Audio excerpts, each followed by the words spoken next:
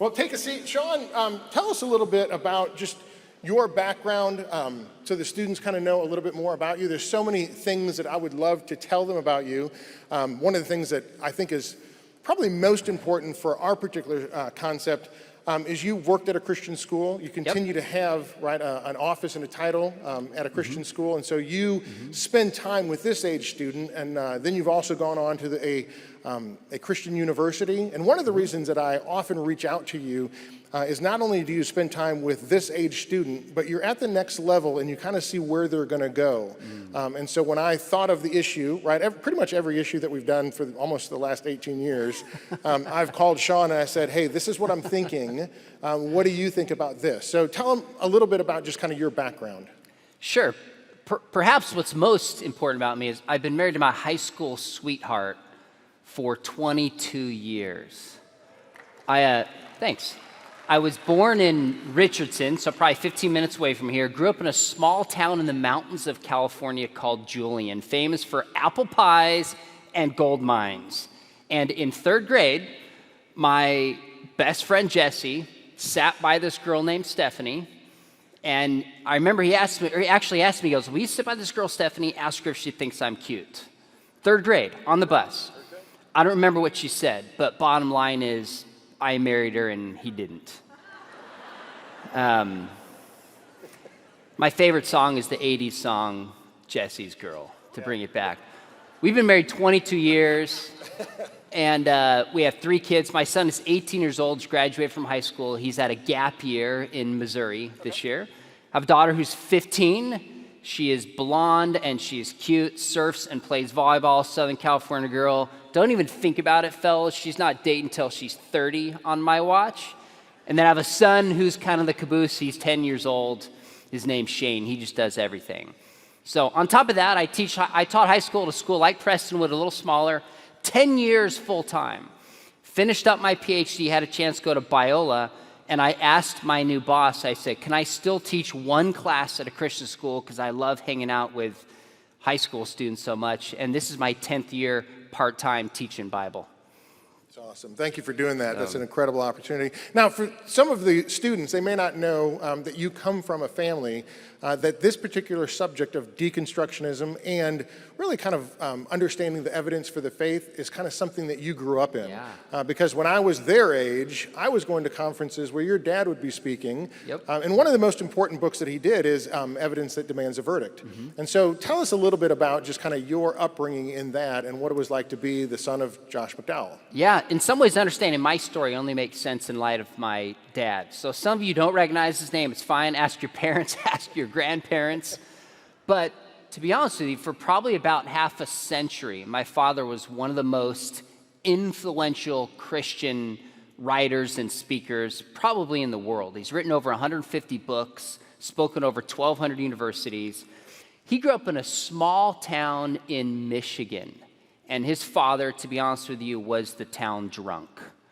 My dad's older sister took her own life. When my dad was younger, his dad said to him, my grandpa said to him, he said, you know, you were a mistake. You weren't even wanted. So we were sitting around as a family, to be honest with you, maybe 6 or 7 years ago, and my mom grew up in Boston, and she's sharing funny stories of growing up in Boston. And my younger sister, who's 10 years younger than I am, she was adopted. She goes, hey, Dad, share some funny stories, some good memories you have when you grew up. Dan, it was awkward silence. I'll never forget it. My dad goes, kids, I don't have one. And I get emotional thinking about it. I sat there and I wept and I thought, not one? I mean, rarely does a day go by I don't have at least one good memory with my kids, let alone a week or a month or a year or a childhood. That was my dad's experience growing up. It was only dysfunction and survival.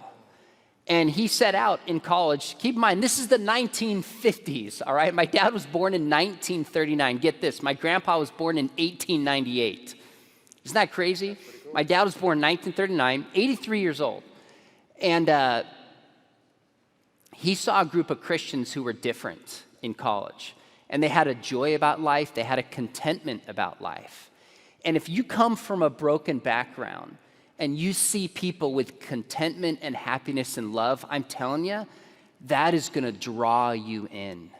And my dad wanted that. So we just asked him, he said, hey, what makes your life different? And one girl said, she looked back at him, she said, Jesus Christ. And my dad thought, you've got to be kidding me. So he had a full scholarship to law school. He had raised enough money from a painting business, started traveling around the world in the 50s to write a book disproving Christianity. And by the way, you couldn't Google anything.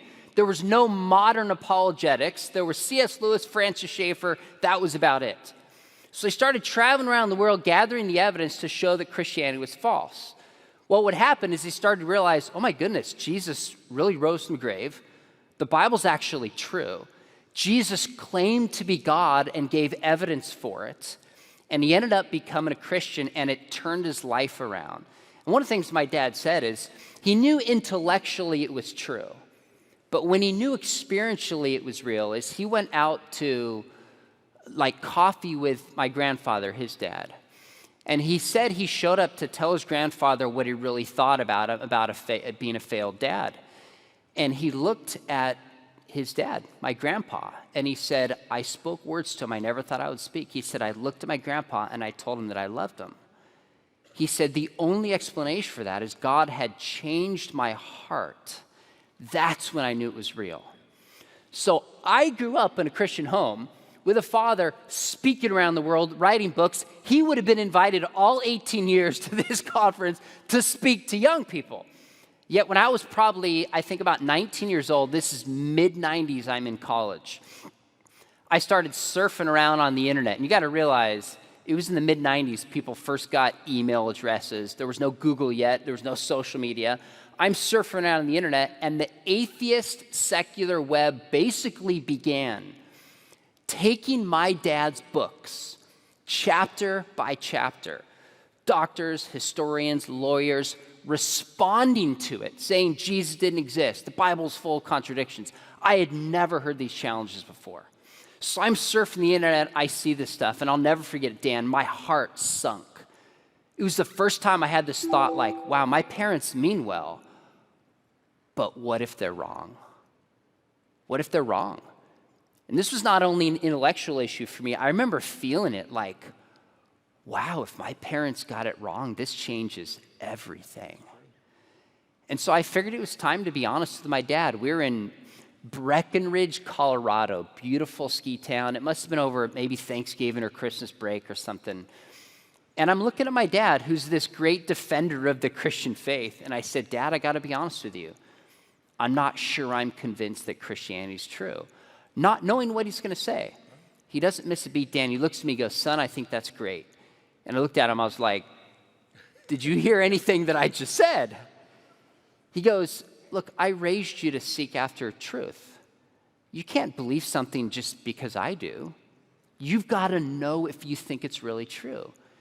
He goes, look, I'm convinced if you seek after truth, you will believe in Jesus because Jesus is the truth. Then he looked at me and he goes, you know, your mom and I love you no matter what. And then he said one last thing.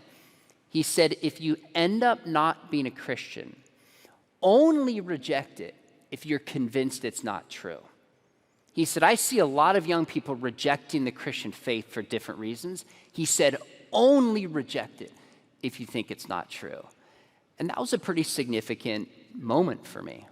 So let's talk about that. When you say you've seen young people reject Christianity for other things other than them not seeking it out and finding out, hey, this is not true, why else would you reject Christianity?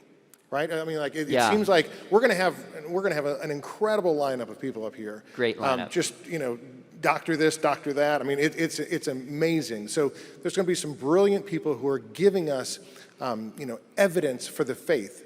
Evidence for Christianity. And it's like, once you hear that, you may find somebody who counters that, but you're saying that there's people who are saying, no, that's not even important to me. I'm not even wrestling with the evidence. There's other things that are going to come along and say, well, I'm going to reject Christianity because of what? What else would you reject Christianity for? So I love this question, and I'm glad you asked this. I was speaking at a conference maybe 4 or 5 years ago, and one of the things I do, I don't think I've ever done this here, I have to think about it, is I'll put on glasses and I role play an atheist.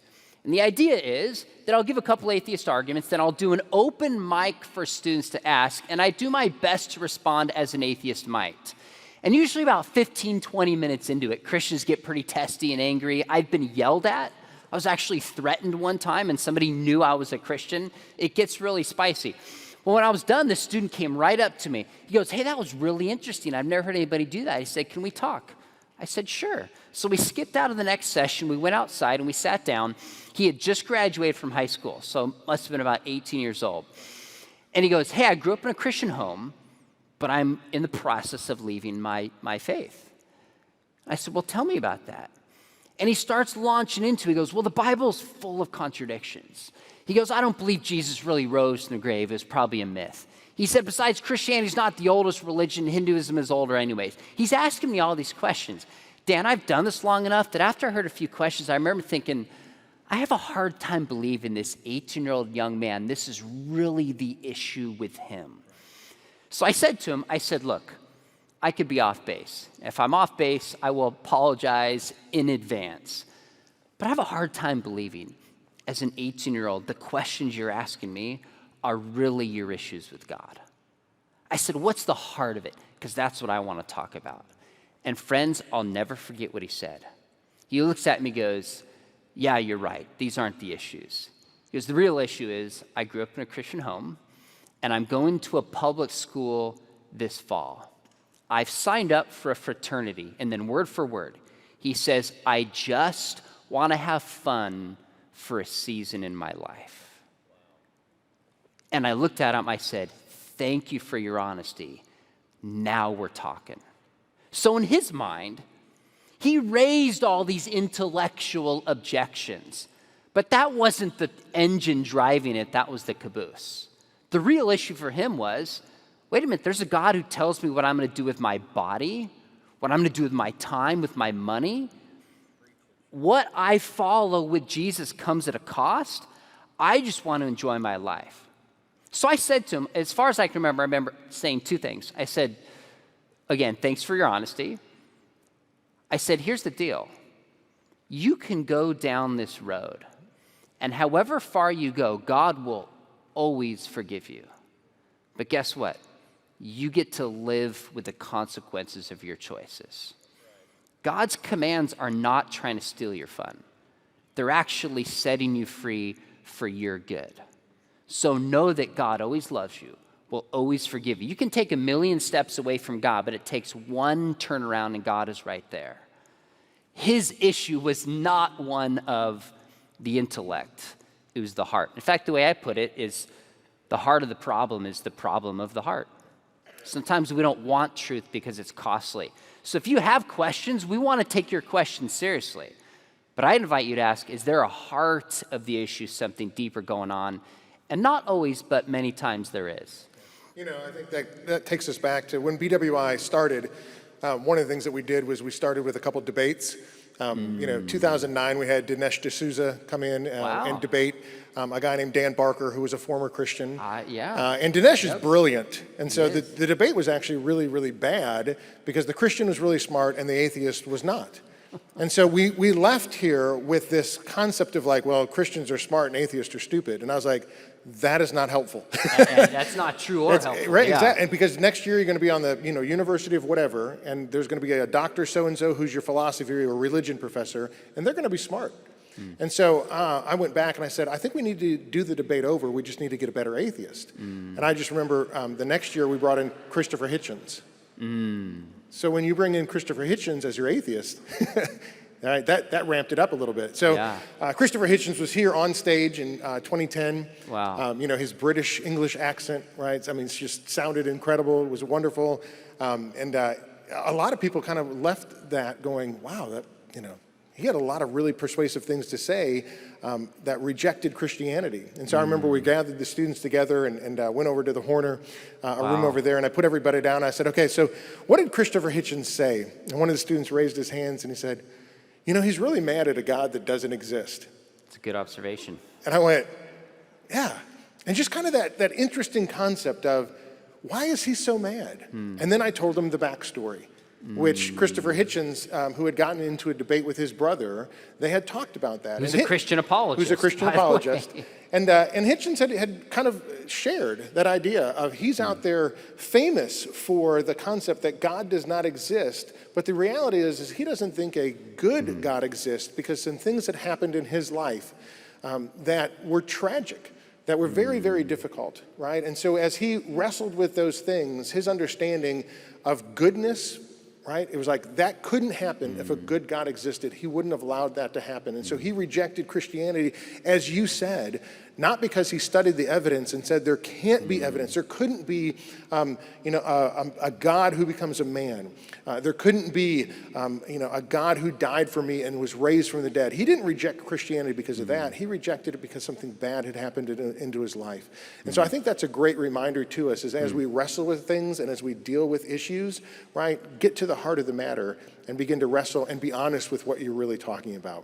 Yeah, I think that's right. By the way, Christopher Hitchens had super cool hair, had a British accent, very articulate, but not a lot of substance when you probe more deeply. He wrote a New York Times best-selling book. Think about this title.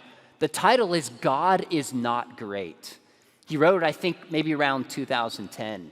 And his whole premise, the subtitle is How Religion Poisons Everything. Of course, if you're saying religion poisons everything, you're saying religion is bad and it's harmful.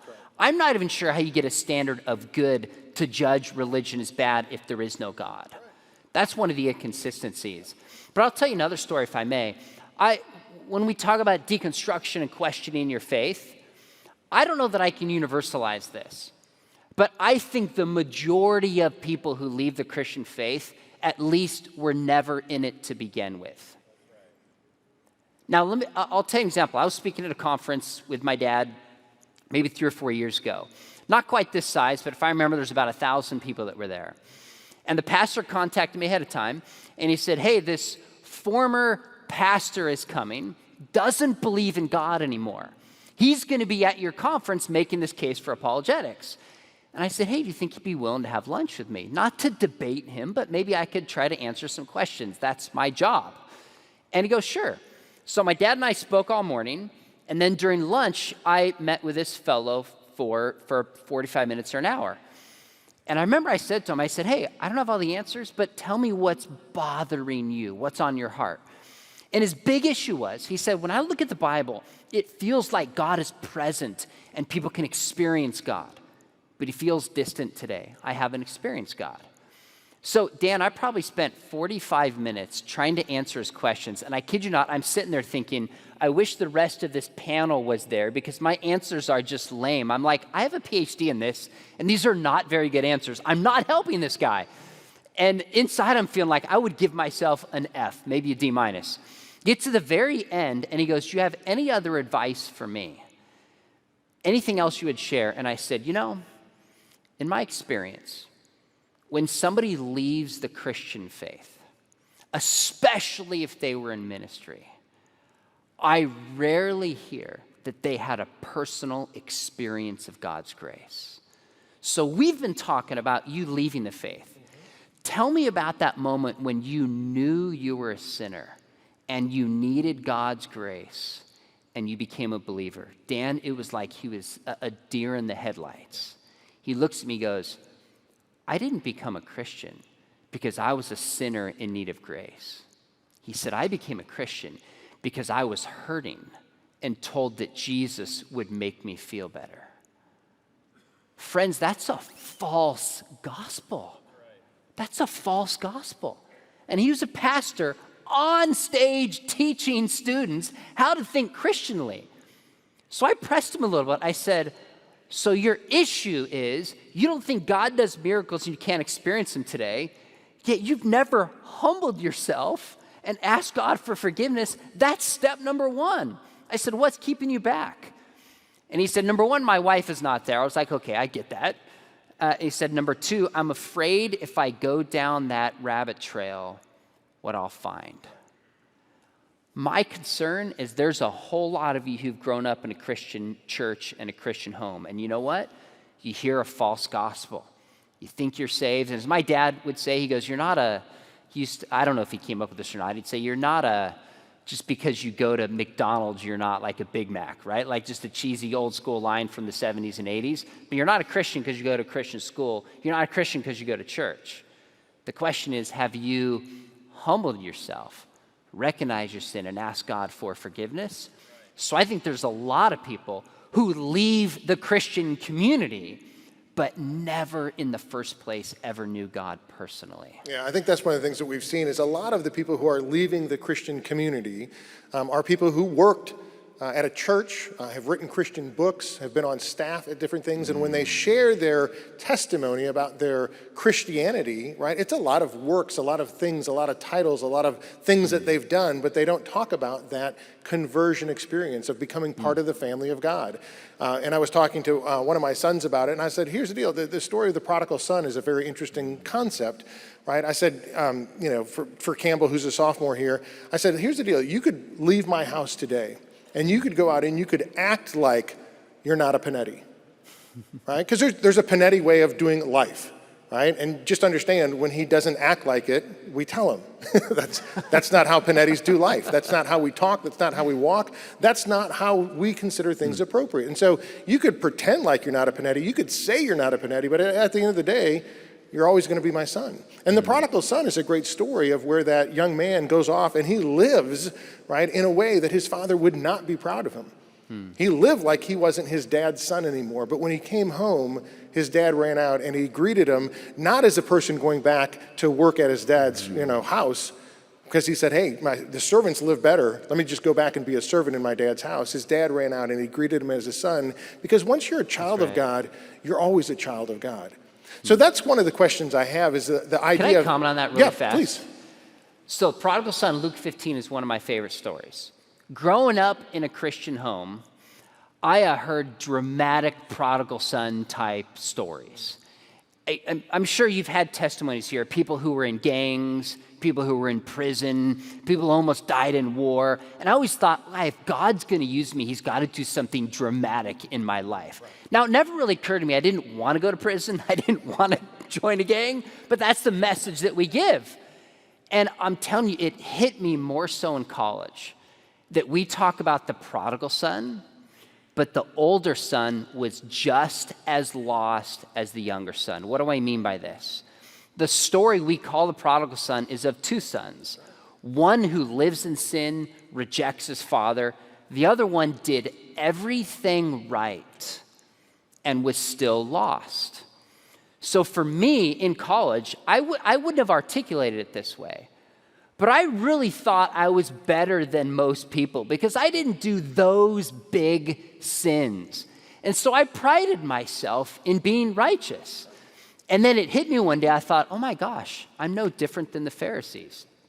I'm priding my self-righteousness in not drinking and smoking and all whatever those big sins are we want to think of. But I'm just as lost. So I'll give you an illustration. We take our students on apologetic mission trips. We go to Berkeley and engage atheists and skeptics. We also go to Salt Lake City because that's where you find a whole bunch of people of the Church of Jesus Christ of Latter-day Saints. To get to Salt Lake City, we drive through Vegas from Southern California. As soon as we get to Salt Lake City, I'll say to my students, I'll say, you know what? You just experienced both sons. Vegas is called Sin City. Remember what happens in Vegas? Stays in Vegas. I actually landed on a plane in Vegas one time. The stewardess goes, remember what happens in Vegas shows up on YouTube the next day. And I was like, that's actually a good word of wisdom. Well, I said to my students, I'll say, Vegas is Sin City. People own it. You get to Salt Lake City, and this is a works-based salvation. There's not grace. It's the older son. So each of you here is tempted to reject God in one of two ways. Either to say, like that first story I told, I don't need this Christian morality. I'm Lord of my life. Whatever those sins are, fill in the blank. I don't need God. I'm different. I can live it out like the prodigal son. Others of you are tempted to say, I'm not like those sinners. I'm better. I don't do this. And you know what? Both are lost if we don't understand God's grace. And that was me growing up in Christian circles, trying to do all the right things, but realized I was self-righteous and just as lost, if not more lost, than the prodigal son. That's a great story. I have a question for you about some of the people who have walked away from their faith and been very public about it. One of the questions that I don't hear people asking them is, if you've walked away from Christianity, what have you replaced it with? Because Christianity really is, as we talk about, is a life and a worldview, right? It's your way of understanding the world around you, and it instructs every area of your life. And so the concept is if you're rejecting Christianity, what do people replace it with? Have you ever talked to somebody and asked them that question? I think that's a great question. In fact, I think of the story when Jesus is like, eat my flesh and drink my blood, and people are walking away from him. And the response is like, well, where else am I going to go? Where else am I going to go? So part of the way I would encourage you to think about your life is not, can Christianity answer every single question that you have? Especially when it comes to suffering and evil. Some of you have probably experienced some pain and hurt in your life, and you wonder, God, why does this happen? I don't know that I have an answer for you. The question as a whole is, which worldview best explains reality as it is?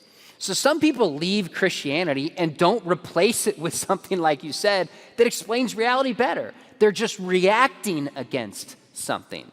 I'm a Christian not because I have answers to every question. I have more questions than I do answers. I'm a Christian because I think Christianity makes the most sense of the world.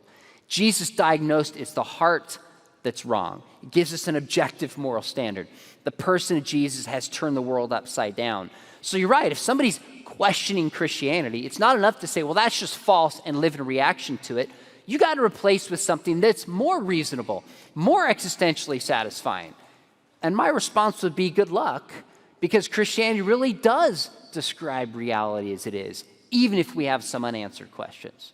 Now, I know some younger people have a problem with Christianity because sometimes Christianity can be associated with things that they aren't sure that they want to be a part of, right? We're in a very political season right now, right? Election is a week away, and sometimes Christianity gets associated with a particular political party, and they may not, I don't know if I'm part of that party or not, or maybe a particular issue, right? So let's say the pro-life issue. Well, you know, if you're Christian, you've got to be pro-life. Some young people are kind of wrestling with it and saying, well, are those two always associated? And I think there's a concept from a young person's perspective, and when they say, you know, I know people who are Christians and they stand for things that I don't know if I support, or they act in ways that I don't know if I can agree with.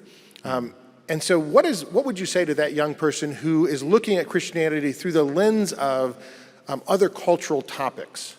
I was in the airport in Louisville, Kentucky, working on my doctorate. So this is probably about 10 years ago.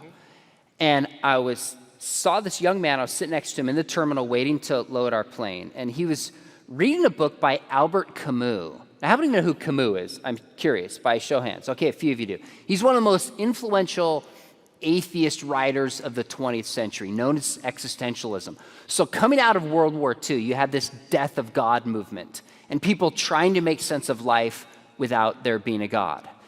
And he's sitting there reading Camus. And so I interrupted him, and I just kind of jumped in because I studied philosophy in grad school. And I said, hey, you're reading Camus? I don't often see, like, he probably is 18, 19 years old, people are reading Camus. Why are you reading this? And he goes, well, I grew up in a Christian home, and I've started to question my faith. And I'm reading Sartre and Camus and these atheists to see if they make more sense of reality. Okay. So we talked for a little while, and I said to him, okay, here's part of my question.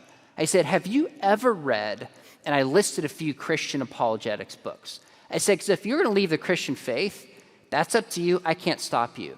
But I want to make sure you've considered the best of the Christian faith, and you're not reacting to a straw man.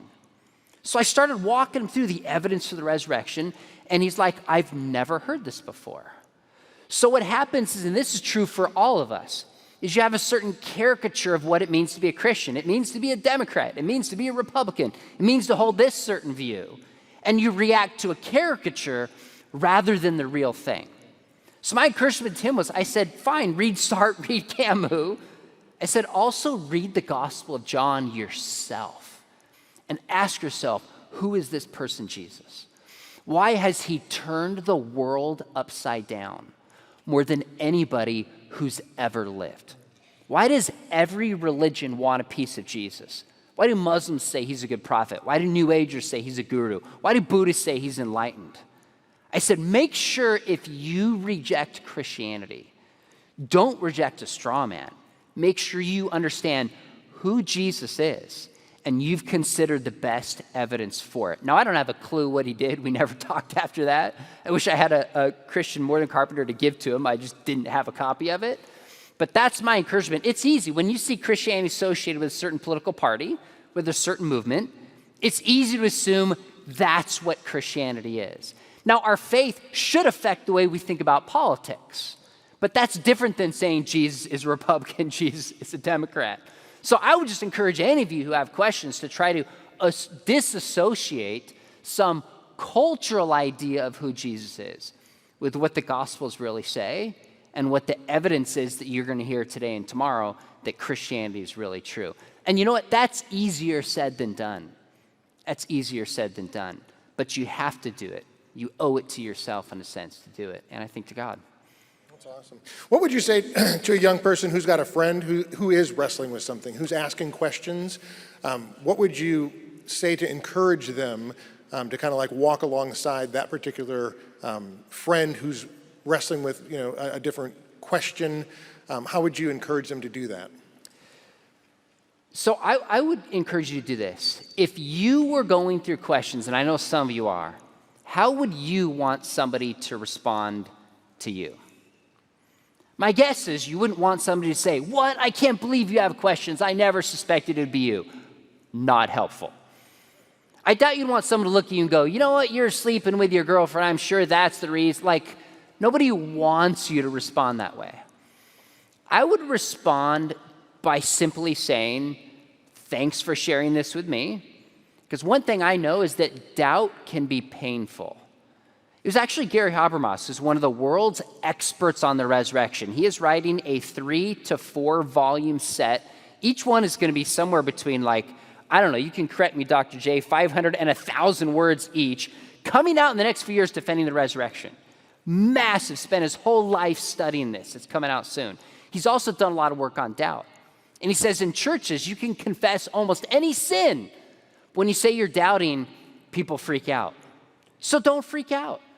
I would just say to the person, I'd be like, "Wow, thank you for sharing that with me." And then I'd just ask questions. I'd say, "Do you mind if I ask you some questions? When did you first start to doubt? How have other people responded? How can I be a friend to you through this?" We can't control other people, but if I have somebody who's doubting their faith, I want to set myself up to be in a relationship with them for the long term. So if they start doubting their doubts, stay in the faith or leave it, maybe God could use me in their life in some fashion. So I encourage you to be positive, be encouraging, make sure this person knows that you love them, and just ask them, what's it going to be like to be a good friend of you through this season? Because doubt can be scary. And a part of it is you don't want to let some of your friends down. You don't want to let your parents down. You don't want to let your teachers down. That's why Jude says, have mercy on those who doubt. Have mercy on those who doubt, because it can be painful to have questions. All right, my last question for you is, the theme is anchored in the faith. How would you walk away from this conference and anchor yourself to prepare yourself for what comes next? Because we're in a Christian school, right? We're hearing from some great faculty members. We have conferences like this, right? But it's not somebody else doing the work. What would you tell a young person? What work do they need to do to prepare themselves for whatever the world's going to throw at them in the next 5, 10, 15 years? I'm going to say 2 things, and it might not be what you expect I'm going to say. Number 1, I had a student who was in my apologetics class, went to a public university, now considers himself an atheist, interestingly enough. And he contacted me and said, "Hey, he contacted me to let me know what was going on." I said, "Hey, let's get some coffee." We did twice. he started going through a period of questioning.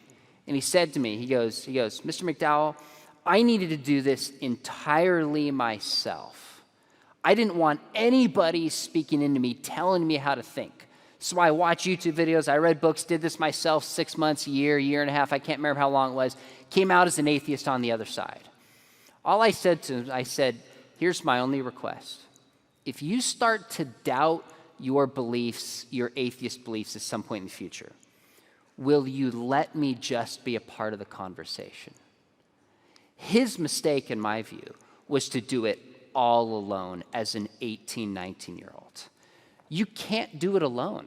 You can't doubt your faith alone. You can't live the Christian faith alone.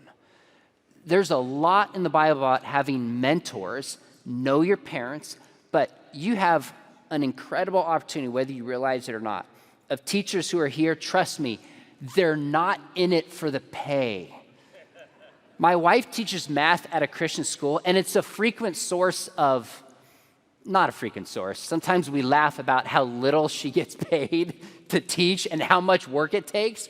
And she's like, I love math and I love students. You have teachers here that will listen to you.